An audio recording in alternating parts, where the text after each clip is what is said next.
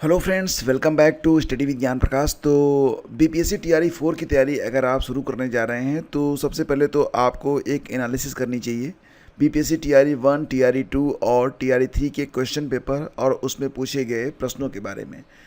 TRE 1 की अपेक्षा TRE 2 के जो प्रश्न पूछे गए थे वो थोड़े टफ थे, लेकिन टीआरई 2 की अपेक्षा टीआरई 3 का क्वेश्चन पेपर और भी अधिक टफ था।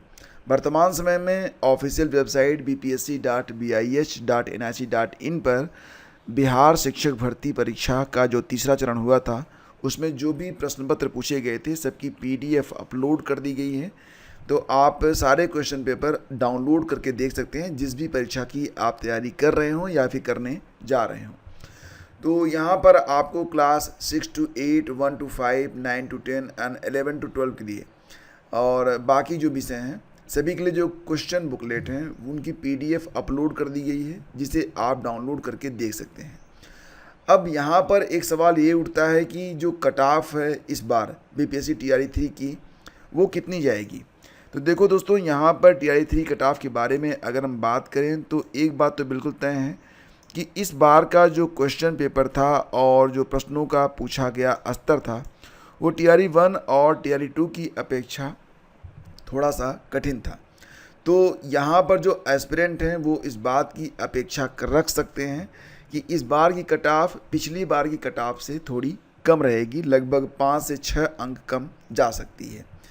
तो ये जो कट ऑफ आप अपनी स्क्रीन पर देख रहे हैं सामाजिक विज्ञान वर्ग 6 से 8 का कट ऑफ, तो ये टीआरई 2 का कट ऑफ है।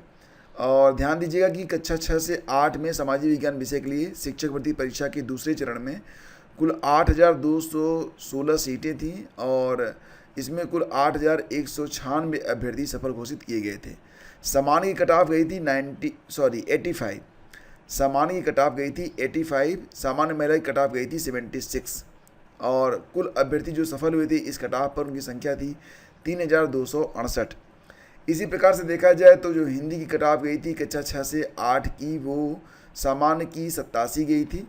इसके बाद उर्दू की कट ऑफ 91 गई थी और अंग्रेजी की कट ऑफ गई थी 82 और इसी प्रकार से वाइस वर्सा। गणित और विज्ञान कट ऑफ भी काफ़ी अच्छी थी।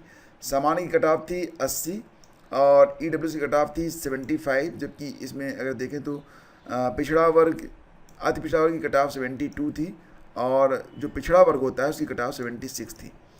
तो ये गणित विज्ञान की है। बाकी मैं आपको सारे कट ऑफ शेयर कर दूंगा टेलीग्राम चैनल पर, वहाँ पर जाकर आप देख सकते हैं कि पिछली बार कट ऑफ कितनी गई थी। अब यहाँ पर सवाल ये है कि पिछली बार की कट ऑफ तो गई थी लेकिन इस बार का कट ऑफ क्या। तो दोस्तों यहाँ पर उम्मीद की जा रही है कि टीआरई 2 की अपेक्षा टीआरई 3 की जो कट ऑफ है वो डाउन रहेगी। यानी कि अगर आप देखो संबंधित विषय के बारे में बात की जाएगी क्योंकि अलग अलग विषयों की कट ऑफ जो होती है वो क्रमशः ऊपर नीचे होती रहती है। कोई भी एक जनरलाइज कट ऑफ यहाँ पर बताई नहीं जा सकती है कि कोई एक कट ऑफ आपको बता दी जाए और उसी के आधार पर आप हर विषय के बारे में समझ लें। बस आप ये मान चलिएगा कि आपका जो भी विषय हो टीआरई 2 की अपेक्षा टीआरई 3 में उसकी कट ऑफ थोड़ी सी कम तो रहेगी। ऐसा नहीं है कि 10-20 अंक कम रहेगी, 2-4 अंक कम जा सकती है क्योंकि क्वेश्चन पेपर का जो लेवल था वो थोड़ा टफ था। बात करते हैं टीआरई 3 से टीआरई 4 वालों को क्या मैसेज मिल रहा है, क्या सबक मिल रहा है। क्वेश्चन पेपर देखने के बाद यही पता चल रहा है कि सबसे पहले तो ये कि आपका जो स्टैटिक जीके वाला पोर्शन है ये काफ़ी टफ रहा। हालांकि हिंदी में जो प्रश्न पूछे गए थे वो आसान थे, लेकिन जनरल स्टडीज़ में जो प्रश्न पूछे गए थे चाहे वो स्टैटिक जीके के प्रश्न हों और चाहे वो करंट अफेयर के प्रश्न हों, चाहे वो मैथ के प्रश्न हों, चाहे वो रीजनिंग के प्रश्न हों, तो यहाँ पर जो प्रश्नों का लेवल था वो काफ़ी टफ रहा था।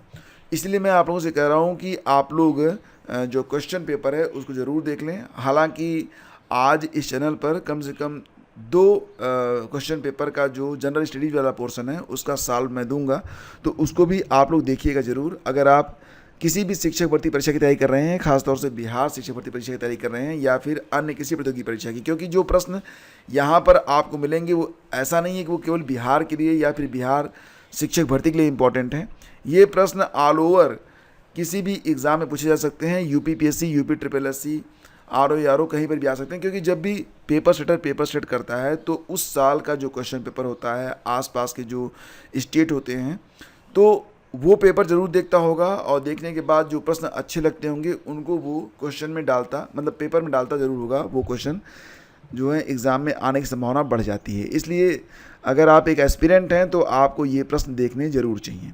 फिलहाल अगर देखें तो यहाँ पर जो प्रश्न स्टैटिक के हैं वो तो थोड़े से आप आसान कह सकते हैं अगर आप अच्छे से स्टडी जीके पढ़ते रहते हैं तो। लेकिन फिर भी यहाँ पर अगर आप करंट अफेयर को देखेंगे, जैसे कि एक प्रश्न ये है, विज्ञान और प्रौद्योगिकी मंत्रालय ने हाल ही में विज्ञान प्रौद्योगिकी और नवाचार के क्षेत्र में राष्ट्रीय पुरस्कारों के एक नए सेट की घोषणा की है, जिसे राष्ट्रीय विज्ञान पुरस्कार के नाम से जाना जाता है। तो राष्ट्रीय विज्ञान पुरस्कार के बारे में पूछा जा रहा है कि सभी श्रेणियों के पुरस्कारों के लिए पुरस्कार समारोह हर साल आयोजित किया जाएगा। कब? यहाँ पर डेट दी गई है 23 अगस्त, 11 मई, 28 फरवरी। उपयुक्त में एक से अधिक, उपयुक्त में से कोई नहीं। तो देखो दोस्तों, यहाँ पर क्या था ना कि जो राष्ट्रीय विज्ञान पुरस्कार हैं इसकी घोषणा पहली बार की गई है और ये कहा गया कि ये जो राष्ट्रीय विज्ञान पुरस्कार होंगे ये 4 कैटेगरीज में दिए जाएंगे और इसकी जो घोषणा होगी वो 11 मई को की जाएगी। 11 मई जिस दिन प्रौद्योगिकी दिवस होता है और 23 अगस्त को जिस दिन राष्ट्रीय अंतरिक्ष दिवस होता है उस दिन ये पुरस्कार वितरित किए जाएंगे, यानी कि पुरस्कार समारोह ये 23 अगस्त को दिए जाएंगे। तो यहाँ पर देखो, जितने भी प्रश्न करंट अफेयर के पूछे गए हैं उनको मैंने आज के वीडियो में, जो कि आपका डेली MCQs का वीडियो है, उसमें मैंने डाल दिया है। तो सारे प्रश्नों को हल कर दिया है मैंने और एक बार आप लोगों से कहूँगा कि देखिएगा ज़रूर, क्योंकि इससे आपको काफ़ी फ़ायदा मिलने वाला है और आपको पता चल जाएगा कि अगर आप शिक्षक भर्ती परीक्षा की तैयारी कर रहे हैं किसी भी लेवल की, तो करंट अफेयर का जो प्रश्न है वो अब ऐसे नहीं आता है कि कौन प्रधानमंत्री बन गया, कौन जी गया, कौन मर गया। ठीक है, अब प्रश्नों का जो लेवल है काफ़ी चेंज हो रहा है। अब ये दूसरा प्रश्न देखिए, कह रहे हैं कि 26/11 मुंबई आतंकवादी हमलों के दौरान अपनी भूमिका के लिए प्रसिद्ध डॉक्टर सदानंद दाते को मार्च 2024 में किस बल के प्रमुख के रूप में नियुक्त किया गया है। तो यहाँ पर जो उत्तर है वो क्या देंगे आप? प्रवर्तन निदेशालय, केंद्रीय रिजर्व पुलिस बल, सीमा सुरक्षा बल। उपयुक्त में एक से अधिक, उपयुक्त में से कोई नहीं। तो यहाँ पर देखो NIA का प्रमुख इनको बनाया गया था, तो उत्तर आंसर ई बनेगा, जबकि कोई गेस करके ABC में से ही आंसर दे देगा। तो जो भी प्रश्न पूछे गए थे 6 to 8 में स्टडी जीके के अंतर्गत करंट अफेयर के, सभी को मैंने हल किया हुआ है। आज की डेली MCQs में वीडियो अपलोड हो चुका है, लिंक वीडियो के डिस्क्रिप्शन में है, जाकर आप लोग अभी देख लें। तो यहाँ पर अब ये टॉपिक BPSC TRE 4 के लिए जो TRE 3 से मैसेज मिल रहा है वो यही है कि जो क्वेश्चन पेपर है उसका लेवल थोड़ा और टफ जा सकता है, आपको और अधिक परिश्रम करना पड़ेगा। फ्रेंड्स, बात करते हैं अब UPTET 2024 के बारे में। बहुत सारे एस्पिरेंट पूछ रहे हैं कि क्या सर इस साल UPTET आएगी। तो देखो दोस्तों, UPTET परीक्षा का आयोजन शिक्षा सेवा आयोग को सौंपा गया है और शिक्षा सेवा आयोग को ये निर्देश भी दिए गए हैं कि आप जो भी परीक्षाएं कराएंगे वो नई एग्ज़ाम गाइडलाइन के मुताबिक होगी, यानी कि क्वेश्चन पेपर जो होगा वो 2 से 3 जो मतलब कम से कम 2 सेट छापे जाएंगे। 2 जो प्रिंटिंग प्रेस हैं वहाँ से पेपर छपा गया। और क्योंकि UPTET में जो बैठने वाले अभ्यर्थी होते हैं उनकी संख्या बहुत ज़्यादा होती है और निश्चित रूप से यह TGT, PGT, असिस्टेंट प्रोफेसर या फिर किसी भी शिक्षक भर्ती से अधिक अभ्यर्थी जो हैं वो UPTET की परीक्षा में बैठते हैं। तो पहली बात तो ये है कि अभी तक शिक्षा सेवा आयोग के अध्यक्ष और एग्जामिनेशन कंट्रोलर आए नहीं हैं। तो इस साल UPTET का आयोजन मुश्किल लग रहा है, क्योंकि शिक्षा सेवा आयोग का गठन होने के पश्चात सबसे पहली प्रायोरिटी जो रहेगी आयोग की वो यही रहेगी कि वो असिस्टेंट प्रोफेसर और TGT, PGT की परीक्षा को संपन्न कराएं।